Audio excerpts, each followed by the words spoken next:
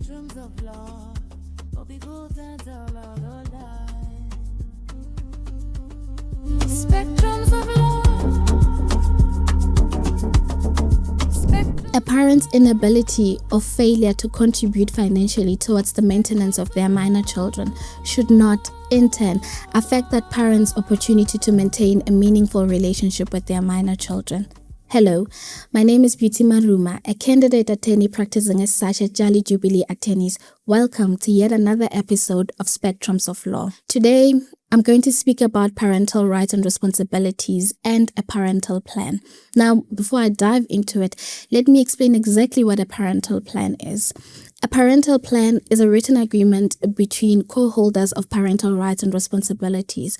It is governed by the Children's Act, and as we like to say it is always within the best interest of the minor child. The application for a parental plan starts with the J767 form, or as we like to call it, the application form in terms of Form 2 of the Children's Court. It is a 4 pages long form.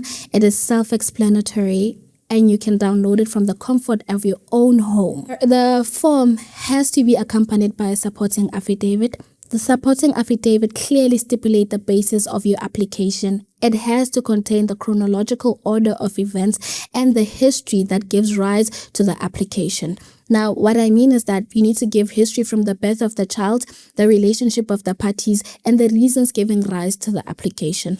You further need to have a certified copy of your ID, certified copy of the child's birth certificate, certified copy of the other person's ID. If you don't have it, it's fine, really. You need not stress about that. The other thing that you need to have that people don't think it's important, but it is important, it is the proof of residence. Now, the proof of residence is basically going to inform the court that the court has jurisdiction to preside over the matter. The other thing you need to do is you need to duplicate your application and attend to the court that has jurisdiction to preside over the matter. You're going to get to court, basically give them your application. You need not explain anything. The application is self-explanatory itself. You're going to leave the court and revert after a few days. Now, what you're going to receive from the court are 2 documents. The first document is a directive for parties to attend court. The second document is a referral to the Office of the Family Advocate. Now, I need to explain this one because each and every single court is different, right? Hear me out. Some court refer the matter to the Office of the Family Advocate. Some court refer the matter to a social worker. Other courts prefer having a first appearance to just basically listen to the party's story before outsourcing the services of either a social worker or a family advocate. Either way, in matters pertaining to the child, to minor children to be specific, a matter has to be referred to a family advocate or a social worker. This is to assist the court to not burden themselves with issues that can otherwise be resolved by an external party. Now, what you're going to do is you're going to take the directive to attend court and the referral to the family advocate and attend to either your nearest police station to have the documents or to request SAPS to assist you with service of the documents, or you're going to instruct sheriff to serve the documents on the other party, in this instance, the respondent. The other thing that you're going to do, you're going to take the referral to the family advocate and attend to the family advocate that has jurisdiction to preside over your matter. I just want to give an example for clarity purposes, right? If you're in the Randburg region or in the Johannesburg Central region, the family advocate that has jurisdiction to preside over your matter is going to be the family advocate in Johannesburg Central. And if you're in Pretoria, the family advocate that's going to have jurisdiction to preside over your matter is the family advocate in the Pretoria region. Now, you're going to take your documents to the family advocate, give the family advocate the information of the other party, and leave it to the family advocate, as it is their responsibility to inform the other party of a mediation session scheduled by themselves between the parties, right?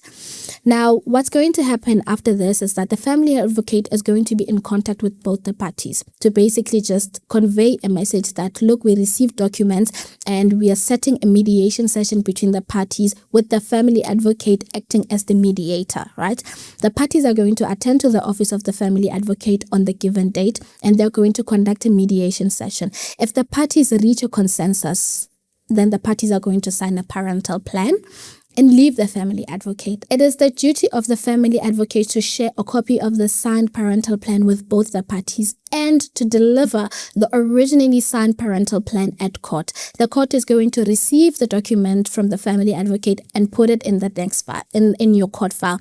This is to ensure that in the next appearance, the document is in the file, and if the court is satisfied with the contents of the parental plan, and if both the parties confirm in the presence of the magistrate that they're satisfied with the contents of the parental plan, then the court is going to make it an order of court, thus enforceable. And if any of the parties are in contradiction with the order, then the other party can apply for contempt of court. Now, let's speak about what happens in the instance where the parties could not reach a consensus and thus could not sign a parental plan. The court has got two options. The first option is to either refer the matter back to the office of the family advocate for further investigations, or to appoint a social worker to assist the parties with the mediation sessions, right?